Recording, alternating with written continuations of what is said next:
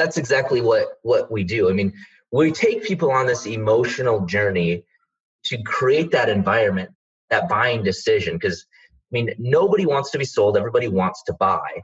And to do that timeshare example you just gave, like, they got so emotionally engaged that they were like, I almost bought, but then logic took over. And there's the disconnect there. And that's where cancels come into place. I always say we're highly, highly paid storytellers, because facts given without emotion is not retained. But if we can create a story, a fun environment, we're capturing them, they're leaning in, they're listening to us, they're going to retain that information if I have them emotionally engaged with me throughout this whole, I don't want to call it a pitch, but just through this whole educational process to ultimately make that emotional decision. Welcome to the Home Service Expert, where each week, Tommy chats with world-class entrepreneurs and experts in various fields like marketing, sales, hiring, and leadership to find out what's really behind their success in business. Now, your host, the Home Service Millionaire, Tommy Mello. Hey, welcome back, guys. It's Tommy Mello with the Home Service Expert. Today, I'm here with Rylee Meek. We're going to go ahead and give you his bio. He's specialized in entrepreneurship, relationship marketing, and just general marketing. He's the Social Dynamic Selling System and the founder since 2010, American Partners Group co-founder, managing partner. And he's the founder and CEO of the Social Dynamic Selling System, an easy-to-follow program that walks people through the entire process of launching a dinner seminar marketing campaign step by step. He's generated over $80 million in sales in the last 8 years, and he's out of Minnesota. Rylee, what's happening? Hey, Tommy, how you doing, man? Happy to be here. I'm happy for you to be here, too. I think we could learn a lot about not only putting on a good seminar, but there's so many things that we could talk about just hitting the right avatar like we talked about earlier. Sure. And understanding, I mean, it's pretty cool. Can you just explain to the audience a little bit about your company and where you came from? Yeah, absolutely. Happy to, man. So the Social Dynamic Selling System is at the core of it. You know, we do dinner seminars, and we sell one-to-many versus simply one-on-one.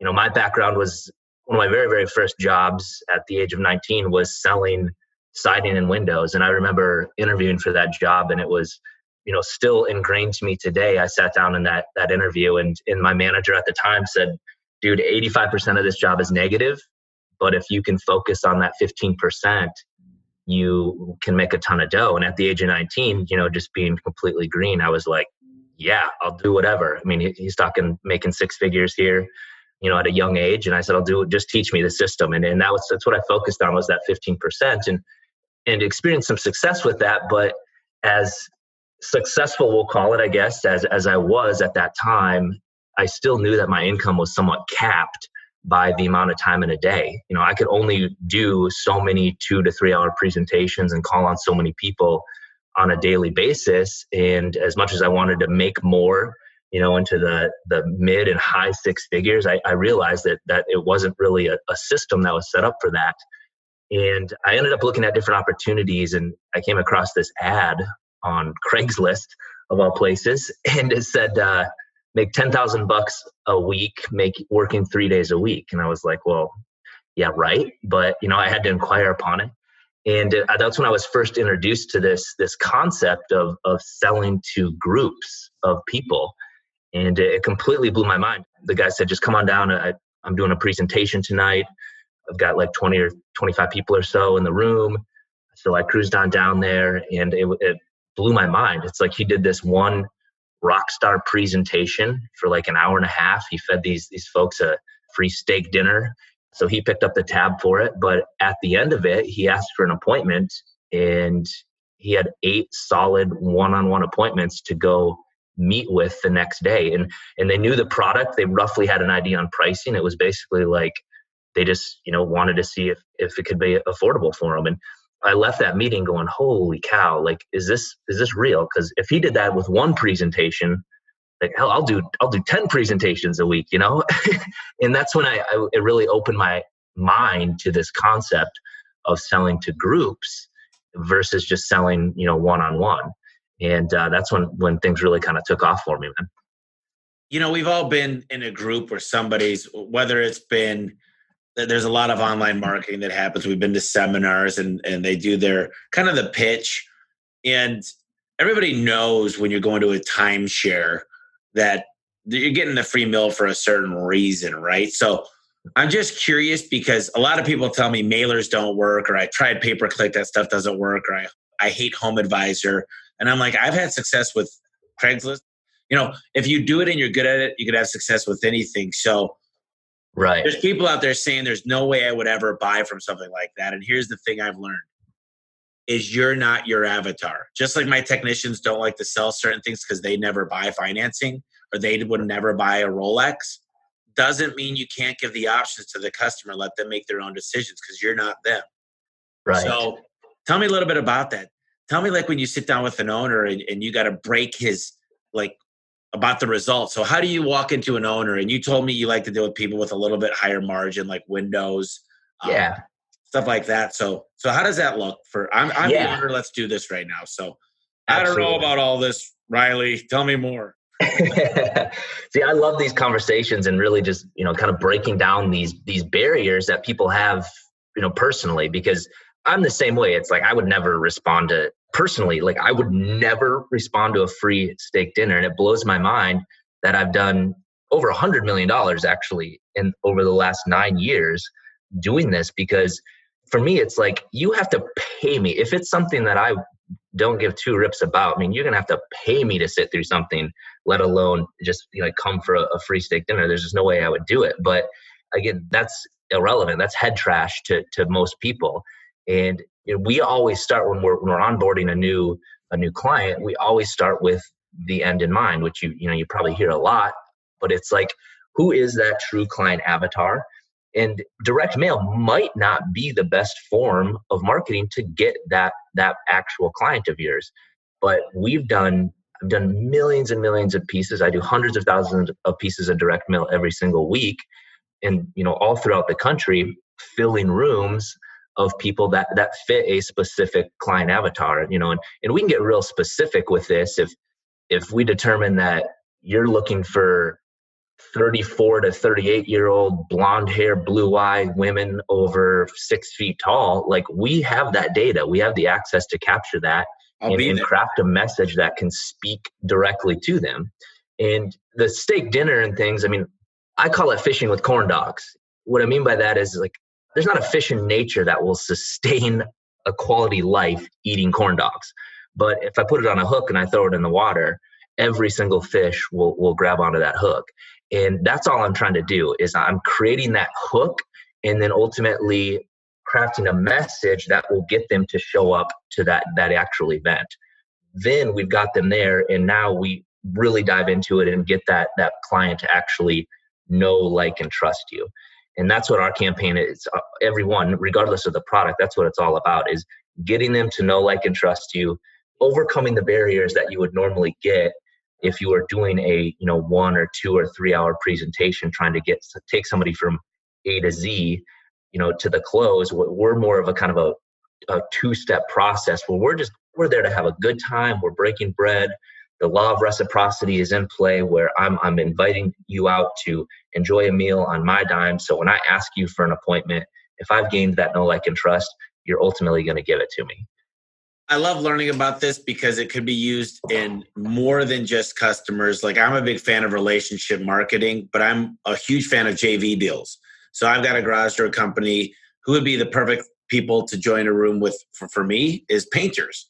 To say, hey, you guys all get together. We'll talk about best practices. I'm going to feed you. I'm going to give you some tools. But here's the cool thing. You have a customer buy a new door from me and you get it automatic this much. And it's a simple program. But you figured out a way to get that perfect, whether it's a JV deal or the customer. So you use a tool like Adam's Data or some type of data company to get the demographics of the average income. Does it have a garage? You can pretty much tell anything about the house, the income level, the certain attributes about the home. Do they have a pool? Yeah. So you get all that data. You invite the stuff out to them. Do you send it in a letter, or is it like a big postcard? It depends on again, starting with the end in mind, like, who are we trying to target? If it's, a professional, we may do a wedding style envelope that's, very elegant looking. If it's a younger business owner that is, always on the go, entrepreneur, heck, I might send it in a priority. You got to sign off on this thing to get it because I know they're going to open it. I mean, we can get elaborate with these things. I mean, we've literally sent plastic lawn chairs saying, you got to take a seat and listen to this. I mean, dependent upon the person we're trying to attract is where we start. And so if it's just the everyday homeowner, a simple envelope, a postcard can work at sometimes. I mean, usually it's perceived as junk mail. So we want to get very personal with this so we can get as highest response rate as possible, because everything that we do with any of our campaigns, we have 6 measurables that we're constantly tracking. And one of the very first ones is the actual response rate, making sure that we've not only, again, starting with the end in mind, we need to craft the proper message to not just get anybody to show up, but to get the right person to show up. And I often refer to this as, you hear a lot about these online, funnel systems, which are phenomenal. They're great. But I really feel like we've kind of created an offline funnel system. And what I mean by that is these 6 measurables that we're continually tracking is we're constantly sifting the sand, ultimately making sure that by the time the presenter or the business owner or entrepreneur, sales rep, whoever it is, by the time they're sitting down one-on-one with that individual or homeowner, that is their ideal client. And now they just have to make it affordable or meet their needs and what they're actually looking for. Can I guess the 6 KPIs? Can I just make a random guess? Sure. Yeah, man. All right. Let me guess. So first I would say, how much does it cost to generate a response or a lead? Then I would say, how many of those do we turn into an RSVP? Then I would say, how many of those close when they get there? What's the average spread? Meaning, how much did we make on it? Did we make 1,500? Did we make 2,500? I probably talk about an A/B test to make sure we're tracking. We try 3 or 4 offers and make sure we're finding the best one. Ooh, let's see here. I don't know the other ones. Are any of those right? Yeah, man, you're on the right track for sure. So we call it our response rate. So for simple math, it's like, all right, if I'm going to send 5,000 invites and I get 50 responses, like that's an 1%. easy. Yeah. So then now that they've responded, they've said, yep, okay, I'm going to show up to your event, but they've probably responded 10 to 14 days in advance. So of those that we actually respond, we're doing little things in the meantime to make sure that they actually show. So there's a response rate and then there's an actual show up rate. Because what I've noticed and what I really love about direct mail too is that I have never had the highest show up rate with anything. I mean, if you're doing online ads, SEO, Facebook, whatever, you get a ton of people that'll click, yeah, I'll come. And I quickly realized I need to get 100 RSVPs to get 40 of them to show, because it's, bunk numbers and it's just, people just they're a little bit flakier online versus when they actually are picking up the phone and talking to a human being saying, yes, I will show up and I will be there. And once we've got the show up rate, which again is very measurable, if I've got 20 RSVPs, I should have at least 16 to 18 show at the very, very minimum. And then once they're there, all right, now it's like, it's your show. Like, this is your circus, you're the ringleader. And if you do a good enough job, we ask for the appointment. And that's what we would, consider our appointment rate. Once we get the appointment rate, there's certainly the appointments that fall off or no show you or just cancel or whatever the case is. Once we close the deal, then your close rate, and then certainly the stick rate, because I hate saying the cancellation rate because it's a bad word in any industry. But those are really the 6 measurables, and why we measure each one of them is because if there's an outlier on any one of those, me being here in Minnesota right now, and if I have a rep in Houston, Texas that's doing these, we can get on the phone and we can talk through this on any one of those given measurables based upon, okay, what did you say or what didn't you say, or why did we have such a huge increase in cancels here, or why did people show?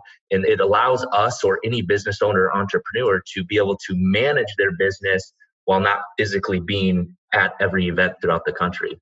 And that's really the only way that we've been able to scale.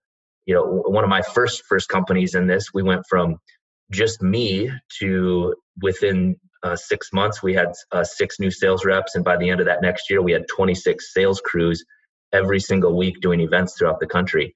And it wasn't because I was able to be at all of those events all the time. It was because we put together this scalable system that allows us to track these, and all of our reps are posting these numbers to us, making sure that we're able to track these and properly give them guidance on what they are doing or maybe aren't doing in any particular event. So you're out there, right? And you're literally going out there. These sales reps work for you. You got 27 people that work for your company. Then the owner is it the owner that's actually like part of the show for like 5 minutes, or how does that part work? Yeah. So I'm kind of referring to when I first got started. I've sold numerous products using this system. And when I first got started, 9 years ago, it was me constantly looking at, okay, what could I sell? It's like we were successful with early on, like we were doing in-home insulation, LED lighting, attic ventilation, just like these little things that we could make homes more energy efficient. We then moved into windows. We moved into walk-in bathtubs. And I was constantly looking at like, okay, what else could I sell? Like I had the realization that the system is what was working. The product was really irrelevant. It was like, if I could just implement, what had the best margins? How could I utilize this system to make as much money as possible? But I remember it clear as day. One evening, it was a Wednesday night. I came home from a, pretty successful sales week. I'd been making great money. And it was just like, I just felt this feeling of just unfulfillment. I mean, I just sat down at my kitchen table. My wife and daughter were already asleep. And I just was like, gosh, this sucks. Like, it's a terrible feeling for anybody that's like made money. It's like, yeah, it's great. But just that feeling of unfulfillment was just draining on me. And I thought, what else, like what's going on here? And I thought back to when I very, very first started, in the struggles of constantly trying to find that next lead or that next sale, or just the negativity of dealing with people and homeowners for the most part, and I was just like, man, what if the system was the actual product? And, I had zero passion for any of those products that I was actually selling. It was like, if you get to know me, you know that, I mean, my wife hangs the pictures in my home. Like I am the least coordinated guy when it comes to mechanical things. And I frankly hate it. So it was like, my passion was more people. And I thought, man, I know there's entrepreneurs, there's salesmen out there that have a passion for their product and service, and they just don't know how to reach the masses, or they don't know how to take it to the marketplace. And I thought, man, maybe I could put this into a system that could actually teach people how to do this, that have a passion for their product, but ultimately take this to the marketplace. And that's really when I had that aha moment, and I just started writing. And I just put everything that we do, that we had developed, I just started writing on, from how do you identify your true client avatar, to how do we choose our venues, geographically, also demographically, what venue is going to be the best to host that individual, to taking into consideration the drive time, and building out presentations, how I started to craft these presentations on taking people through this emotional journey to ultimately create that buying atmosphere, that environment, because nobody likes to be sold, but everybody likes to buy. And to be able to create that sense of urgency of why we're in that area doing this, and establishing that individual or that company as the authoritative figure. And I just started putting this all down, and I thought, this is it. Like, I could teach people this system. And that's when I really transitioned a few years ago into more coaching and consulting and teaching people how to do this, versus me actually owning these companies and constantly looking to grasp that. What else could I sell? And so really what I do now for the most part is from a high level, we onboard new clients and teach them and train them how to roll this out within their own company or their own marketing platform. And so it's, when I say that there's sales reps throughout the country, for the most part, it's not my personal people anymore. It's companies that we're coaching and filling events for every single week. That's super cool. I love the process of it. And you're starting to bring up, when you talk about this stuff, I hear Robert Cialdini with the book Influence, where he says the law of reciprocation. Well, I just gave you a steak dinner. And there's all these things that go into it that bring up the how to influence somebody to buy. Exactly. And then they got to condone it in their head with their logical brain, but they buy based on emotion. So it's pretty cool stuff when it comes down to it. You reminded me a lot of, if anybody's listening and you haven't read the book E-Myth, which I've talked about all the time, in the Audible version, chapter 8 is called The Franchise Prototype. And Michael Gerber talks about Ray Kroc. And he talks about how the way they put the pickles on the burger were exactly a science. Every single thing was a system. And if you got people to learn the system, you could have $10 an hour people doing it. And I think what you've discovered, Rylee, is a way to teach people this, and you've got a good niche and people have great success with it. And you probably have some type of continuity program where they're buying the mailers from you or something cool like that you keep getting paid, because once they learn the system, I'd want to at least have some type of SaaS model with it. But my question is most of the people listening don't understand data. And I used to be able to find, before Facebook got in trouble, I could find a pregnant woman in Gilbert, Arizona at the age of 32 who's 3 months out. And now that's a little bit difficult. So like, for example, I have this Christmas light business. I'd love to be able to find people that celebrate Christmas to that next level. Like, we know they're huge at Christmas. I know they're old and I know they can't climb a ladder anymore. Like, what kind of data are we able to get out there? Like, tell me like how granular we could get for every type of business. Yeah, we can get real specific to the point where it's scary, man. I mean, you mentioned, Facebook getting in trouble with that, but we have access to a lot of different forms to collect. And I think back of one of my good buddies once had lunch with a top exec with American Express, and the data that they have is unbelievable, to the point where, I mean, this sounds terrible, but what American Express would do is, if they notice that, let's say the husband is booking hotel rooms within 5 miles of his own house, they would immediately start sending offers to the wife, because they just assumed the husband is cheating and the divorce is evident. Like, that's sick and terrible and wrong, but the information is out there. And we're able to get real specific. A lot of what we do is B2C, just because it works well to invite that consumer, that customer out to that free steak dinner. Where it gets a little bit more challenging, just with the majority of the marketing that we do from a direct mail standpoint, is getting to the actual person that's going to respond to that. And what I mean by that is, if I'm looking at B2B and I want to invite a group of attorneys, for me to send an invitation to the attorney's office, there's always that gatekeeper. And to be able to overcome that, perceived junk mail, to be able to get them to actually open it up that's the challenging thing. And so we're able to jump through hoops on figuring out either what that attorney's home address is, or sending things more elaborate to get them to respond.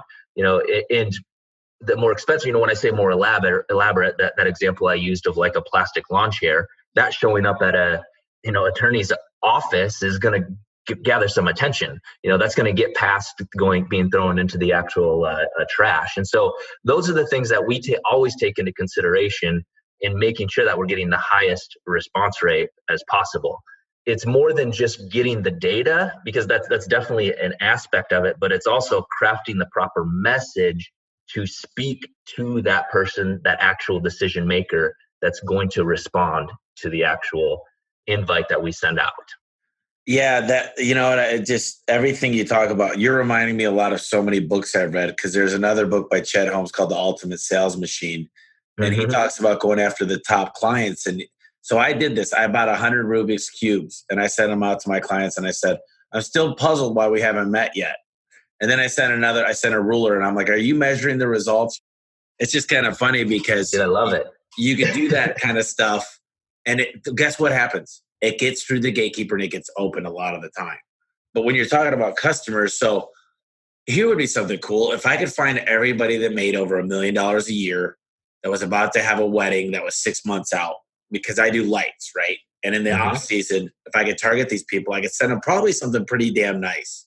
Like, Oh, you know what's really cool that we should talk about is if you go to topofmindcards.com, you can send unlimited greeting cards as long as they're custom message to people. Like, and it's crazy how it works. It's true send out cards, but these cards work really well. You should look into it. But so you get a steak dinner, right? You get a steakhouse. How does that work? Because you're doing this all across the country. How do you learn what restaurant to pick and how do you negotiate? How does that even look like? I've never done it. And I'm just curious. Yeah. Just with the thousands and thousands of events that we've done, I've really developed a database. In any state, pick a state in a city, I could probably give you a steakhouse, or not even a steakhouse necessarily, but what really works well, if anybody's thinking of doing this, finding that locally family-owned venue that people know and recognize. And part of the reason that we get such a great response rate, I'll just tell everybody, if you're doing them in hotel conference rooms, don't do it, because that's a cold atmosphere, cold environment. Unless you're looking to pile in 300-400 people and you're rah rush to the back of the room. That's not what I'm talking about, what we do at all. Ours is a more of that relationship approach where we get them out there into an environment that they already are familiar with. They've been there. They might know that the owner of it. It just makes it comfortable for them, where they're just going out to a nice local dinner. They're going to have a good time, and we're there to host them, essentially. And so, again, there's certain ways that we go about searching these, and I've developed scripts for people to be able to book their own venues. Because really, man, I mean, when I first started writing this whole program out, I was like, okay, what did I do when I first did this and that and everything that I had learned? I knew that not everybody could afford just to hire me, and nor would I even have enough time to do it. Hence, I can only really take on personally more higher end clients personally. But I remember when I started out, dude, I literally had $673 in my bank account.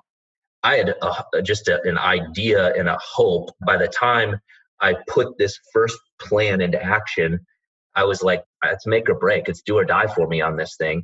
And I remembered that in making this plan and putting this together. And so I wanted this to be available for the hustlers. Like if you have an idea and are a hustler, I put everything together in just an academy that is just, it's turnkey for anybody that wants to utilize this system that doesn't have a budget to hire me on personally or anybody on my team. And so I wanted to be able to help all of those in that respect. And so we put these scripts together on how to do the invitation, how to negotiate with the restaurant, just different strategies to keep your costs down, to how to design your presentation. Should I do a PowerPoint or should I not? Do I use props or do I not? And all of that's put together in a very turnkey academy that's super affordable for anybody just starting out. Okay, one more question while we're at it, because you just got me thinking about a lot of things, and it might not be anything that I could offer for my services, but I'm sure people out there that are listening, their heads are going, would this work for me? And if I was to invite the general population of homeowners, usually they call it marketing to the affluent, right? I think Dan Kennedy, I think I got it sitting. So some of them that he talks about is going to the yacht clubs and finding out who subscribes to the Yacht Club magazine, and that data's out there. They'll sell that list, and then you just know certain things about them. But what day and time tends to work the best? So you're negotiating. You don't want to negotiate with a restaurant at their busiest time because they're going to be like, I can't give you 30 chairs for this, So what's the best success? Does it depend on the time of year? Does it depend on what works the best for you? Yeah, it really does. And that's something to always take into consideration, because early on we would schedule these and all of a sudden I'm like, I'm in, call it Phoenix, Arizona on a Monday night. I'm trying to do an event and the freaking Cardinals are playing Monday night. And it's like, what was I thinking? So there's lots of things to take into consideration. And it really does start with, okay, who am I trying to attract? If it is 50 to 70-year-olds, a nice steak dinner, maybe around the 6 o'clock time is going to be a good time. If it's 70 to 90-year-olds, maybe it's breakfast. We've done that on a Saturday morning because they're up and at it. It really just depends on who you're looking to target. Is it husband and wife, or is it just one or the other? And all of that is taken into consideration when planning these out, because if you're going to more of a rural market and there's a big high school event going on, you're going to have a bad show rate. You're going to have a bad response rate. I mean, all of those are taken into consideration when building out any campaign. And that's where it gets tricky. I mean, the larger you grow and the more you scale, that's where it's definitely important to delegate and have the right team that's looking out for all of those hiccups or things that could make or break a campaign. I mean, and it's happened, and some things are out of your control. I'm up in Minnesota, and, come February when I go to Bemidji, Minnesota to do an event, dude, it could be a winter storm and people just won't come out for it, or some things are out of your control when it comes down to it. But we do everything that we possibly can to make sure that we're scheduling it at the proper day and time. I love Mondays and Tuesdays. Wednesday nights is usually a hit and miss. Sometimes that's, again, dependent upon the area of the country. That can be like the church night. But usually Monday, Tuesdays, Thursdays are solid nights of the week throughout the week. If that's where the time frame that you're looking to actually host the event is an actual dinner. So what's interesting to me, and I'm confused in a lot of ways because I get this question all the time and I don't have a perfect answer, because people say, who's your clients? And I say, anybody with a garage door, right? Sure. And that's a very general statement. But now I specialize in custom doors and I do a lot of things. But the first thing of marketing is, do you understand your avatar? And my question is, you said if your group is 70 to 90 or 50 to 70 or 48-year-old men, or I love how you said 34 to 38-year-old blonde haired, 6 foot blue-eyed women. I was like, I want to be at that seminar. But how do you figure that out? Because it's not like, what do you do? Go on a drawing board and say, I think this is them? Or do you analyze your database of what came from the biggest tickets? I mean, what's the easiest way to get that kind of data? Yeah, I mean, it depends. I guess if you're an existing business, you should have an idea, and if that's all we can go off of, that's all we can go off of. But I mean, if you've been in business for a year or two and you've got 100 clients or 200 or 500 or 1,000, we should be able to peel that apart and find that data and what that true person actually is. There's ways to reverse engineer that and find out who your actual customer is, even, not only demographically, but geographically. If you're just starting out, though, sometimes it's just a shot in the dark. If you're brand new, you got an idea. I mean, we can work with it, but I mean, the best determinant of future success is kind of past performance. And so it's like, if we can know what your existing customer base looks like, it certainly does help us target that. Some people have no clue. It's amazing whenever we onboard a new client, that's one of the main things that we spend the first half of the day peeling back the onion and developing, like, okay, who is your true client? What is your existing client acquisition cost? Like, what does it cost you to get a client right now? And what's the lifetime value of that? And it amazes me how many business owners have no clue or have never even thought about looking at that. And that simple exercise alone can add commas to people's bottom line if they actually figure that out, whether they use our system or not. But if they can figure that information out, then they can go about it. And our system might not be the best way to do it. It's not for everybody by any means. I mean, if you're selling a $48 widget, I'll be the first person to tell you to not do dinner seminars.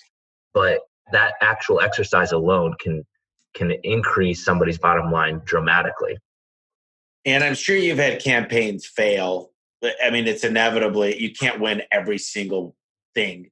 So I guess the question I have is, you said, well, we craft a really nice letter that looks like a wedding message or this or that. Sure. I think everybody could get something out of this with the questions I'm asking, because sometimes, like for right now, I could go to Velasquez, and I think I could get 10,000 oversized postcards sent to a certain list of 10,000 for 18 cents.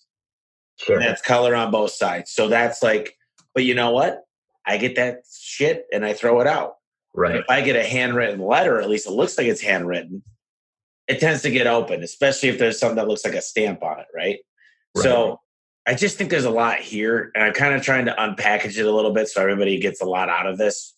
And the data, like I use a thing called Atom data, and I use a million different things. I've got a database of people that have opted in that I work with the largest data company. They work with Quicken Loans. And it's crazy. They can skip trace people. It's crazy what you can find out about people. I've never been able to really find out. There's not one spot that it all lives that, like, if they post on there that they're having a baby shower, usually social media grabs a lot of this data. Yeah. And they can correlate certain things, and you got to hit them at the right spot. Like, you got to know that the baby's just born to hit certain offers, right? So, right. And I feel like Facebook's kind of getting throttled a little bit, but it still has some of that data, but it doesn't really just freely share it now, right? Right. Yeah, exactly. And that's part of the data situation. Is some of it is it's only as good as the person providing it. And we get our information from a number of different sources, but we're usually cross-referencing those to kind of verify or, double or triple verify that information to be accurate. Again, it's never a perfect system, but I know the numbers work out.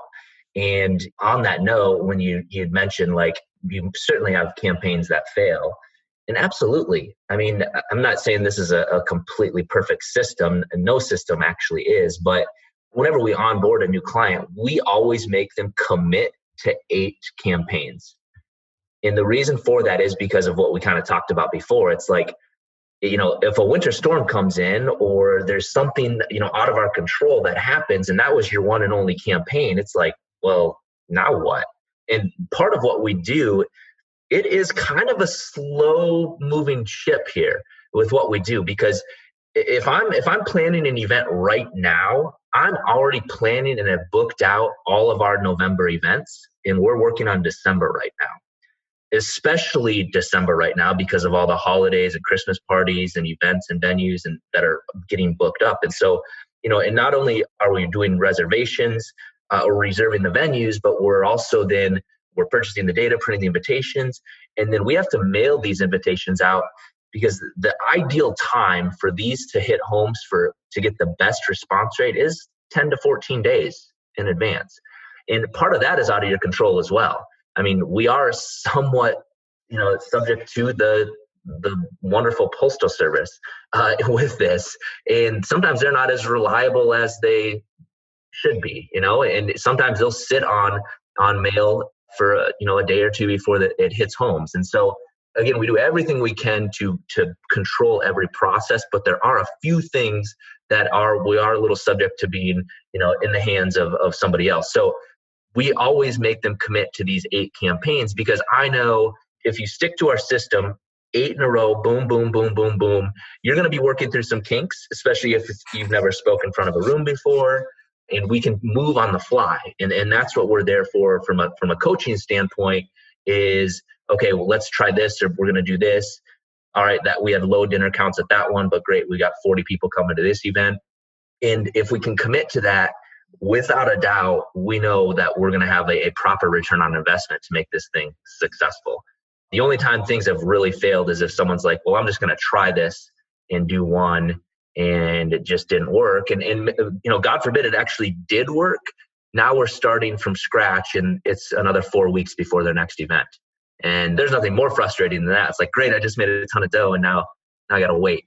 And so that's where we make them commit to make this thing going, because once you hit that week 3, week 4, you're usually in stride, and now you have that proper return on investment, and it's just a system that if I have a slot machine and I put 3 quarters in, and I know on the 4th quarter I'm always going to get 6 back, I'll never stop putting those quarters in. And that's really what this system is all about. Yeah, you guys got trial and error, the close ratio, you try different things. So it's about an hour dinner, right? Usually, yeah. I mean, maybe hour and a half. I always like to start out with salads, and we chat while food's cooking. And I don't like just making people wait, being starving. You're hearing tummies growl, they're getting grumpy, they're falling asleep. We make these environments fun and interactive, again, because the goal of it isn't to sell. The goal of it is to get them to know, like, and trust you. That's 100%. Every action, every one of those 6 measurables has a goal in mind, and you can't get past one goal without hitting the first goal. And so we take this as a step-by-step system to get to that ultimate buying decision. So let's just do an overview. I'm sitting there for an hour, okay? And we're just going to do windows for the sake of just this call right now. So you introduce, is it your teammate? And when does a business owner come in? And really, I just love to hear, I don't care what it is, call it widgets, but I love to hear how you create scarcity and build emotion and talk them through the story. Like, can you just, and look, I don't think you're giving away too much, and it's always good to give value when we're doing something. Oh, yeah. This. So I'm just interested in hearing how I would react. So I'm sitting there, you know what? What's crazy about it is I've talked to a lot of people that like go to these things, especially like for timeshares and stuff. And they're like, oh my God, I almost bought it. And I knew walking in, I wasn't going to want it, but they just make it make sense. You know, it's like, wow. And a lot of it's like blue ocean. Like, you know, this timeshare is not about the timeshare. It's about the family life and being able to be here that's close to home and the people you're going to meet and the lagoon over here, whatever it is. I don't know, but yeah, man, you're nailing it. And that's exactly what we do. I mean, we take people on this emotional journey to create that environment, that buying decision. Because I mean, nobody wants to be sold. Everybody wants to buy. And to do that timeshare example you just gave, like they got so emotionally engaged that they were like, I almost bought, but then logic took over. And there's the disconnect there. And that's where cancels come into place. I always say we're highly, highly paid storytellers because facts given without emotion is not retained. But if we can create a story, a fun environment, we're capturing them, they're leaning in, they're listening to us, they're going to retain that information if I have them emotionally engaged with me throughout this whole, I don't want to call it a pitch, but just through this whole educational process to ultimately make that emotional decision, because every buying decision is emotional, but it's backed by logic. Anything that's going to stick from that 3-day cancellation rate or whatever your state has to 100% be backed by logic. And that's where you have to take everything into consideration when building out this presentation to even the next day when you're in the home. The message has to be completely consistent through the entire process. If at any point they're like, wait a minute, that doesn't really make sense, or he just gave me a 40% discount just because, like, that's not a real discount. You know, people aren't stupid. Consumers are becoming more and more, they just know all the old sales gimmicks and tactics. And it's like, my wife and I just went out to Napa last week or 2 weeks ago, and we're at the wine tours. She's like, oh, this bottle's only $150. Normally it's $335, hon. I'm like, babe, you do know that that's not a real number, right? Like anybody can put that on paper and say you're getting a great deal today. I mean, consumers are not dumb. And that's where the emotion gets them like, oh yeah, this is a good deal.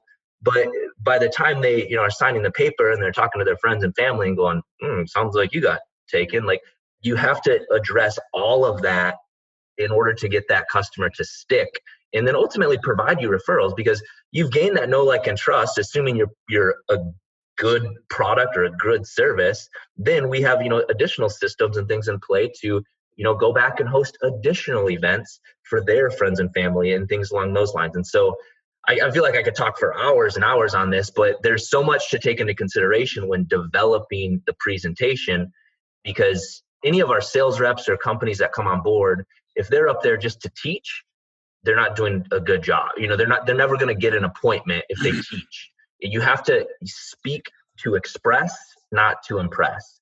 And we do that by using sales tactics like neurolinguistic programming and getting them to become emotionally engaged to ultimately, want. My goal at the end of any presentation is not necessarily asking for the appointment, but I have people, I have people asking me, how soon can we meet, or how soon can I get this in or installed? And that's the whole goal of that hour to hour and a half presentation, where they didn't know you, but now you've gained their trust and they're excited to meet with you, the following day.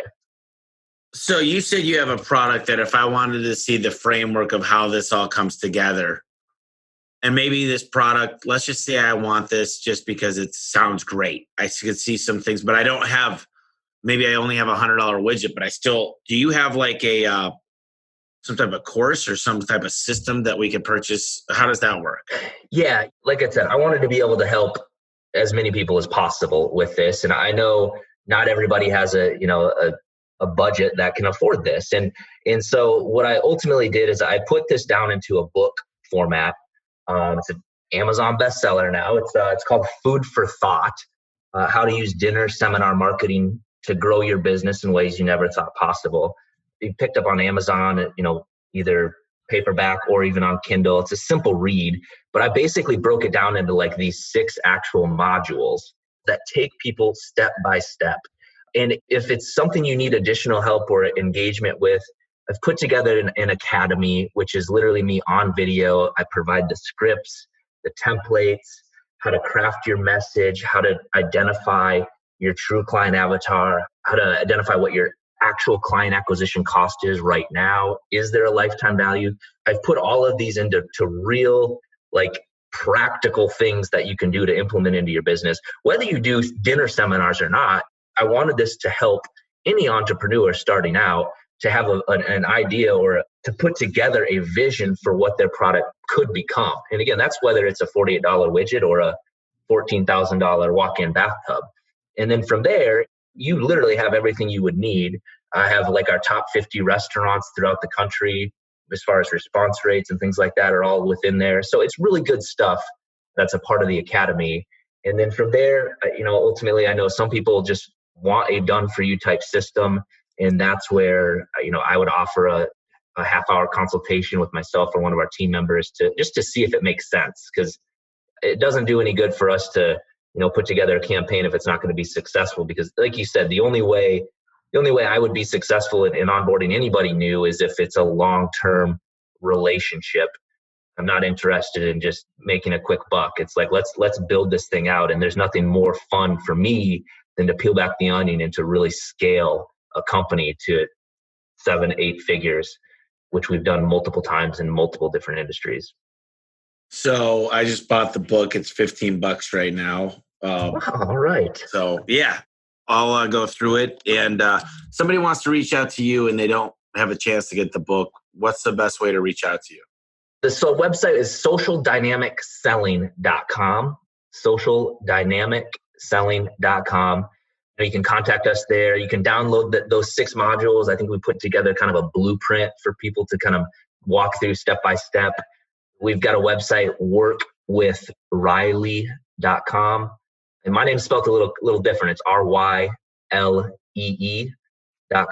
And you can reach out to me anytime on either of those websites. And happy to help, or at least just wrap with anybody that's even questioning, like, could this work for this product or this service, or I have this idea. Like, that's what I geek out to, is sitting back and really trying to determine if this is a concept that works, within any business and any industry. So we got all that.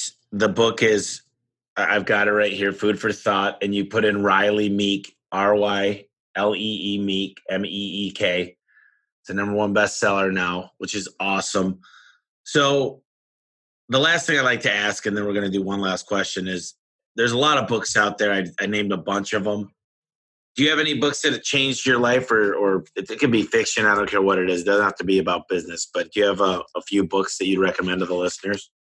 Sure. Gosh, when I was younger, when I was in high school, I knew I loved entrepreneurship, and I think Think and Grow Rich was probably one of the, reading it back then, I was like, it took me a while to grasp that concept, but it really put me on a trajectory of being, an actual entrepreneur.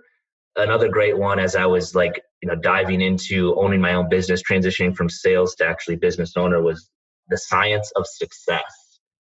I thought that was phenomenal. I think the guy actually went to prison. The concepts in that book I thought were very practical, is great. And then the book you'd mentioned, Influence, man, it's been a big influence, on a lot of things and how I approach business and life as well. Perfect. Right now I'm reading that book by Napoleon Hill again. I've read it several times. I love Dale Carnegie, or How to Win Friends and Influence People.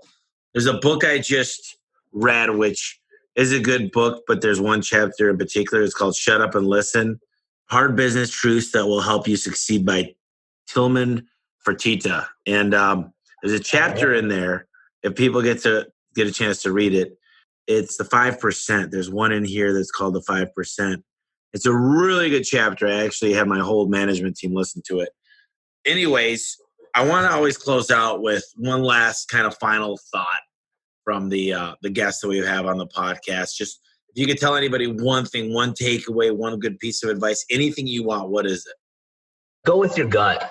I mean, that's a huge thing for me, is that I would oftentimes, analysis paralysis things. And if you're early on and have this intuition, I mean, I truly believe that that's God-given. And, if I had not done that, if I would have logically looked at my bank account when I first did my campaign, it would not have made sense. But I knew it was going to work. I knew within my knowing that it was going to work. And if you've got that feeling, just do it. I mean, you got one life to live, and just do it. I love it. And everybody here, the main thing is the hardest part is getting started. For me, I tend to get started and things fall off, but making it part of a habit. So I really appreciate you coming on, Rylee. I got a lot out of this. I got a ton of notes. I'm getting your book. Definitely check out your websites. And one of the things you mentioned was NLP and neurologistic programming. And is it linguistic? Linguistic. Yeah. Yep. And there's a lot we can learning about what happens in our subconscious. So really appreciate it. I got a ton of stuff. I'll probably read the book and get you back on here because that's what I love to do. So awesome. Appreciate it. And we'll stay in touch, my friend. Sounds great, Tommy. Appreciate you, man.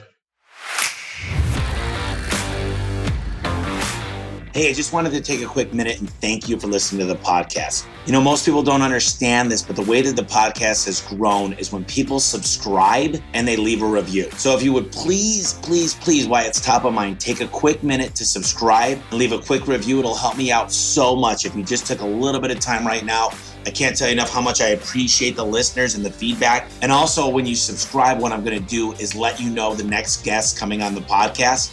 And I'll let you email me anything you want me to ask that next person coming on. All the pros I have on here, I want your feedback. I want you to subscribe so you can start giving me the questions you want me to ask and help us grow together. Also, I'm giving away my book for free now. All you got to do is go to homeservicemillionaire.com/podcast. You got to cover the shipping and handling, but I'm giving the material out for free. It's 200 pages. It's a hardcover book. homeservicemillionaire.com/podcast. I appreciate each and every one of the listeners, and thank you for making this Home Service Expert podcast a success. I hope you're having a great day, and thanks again.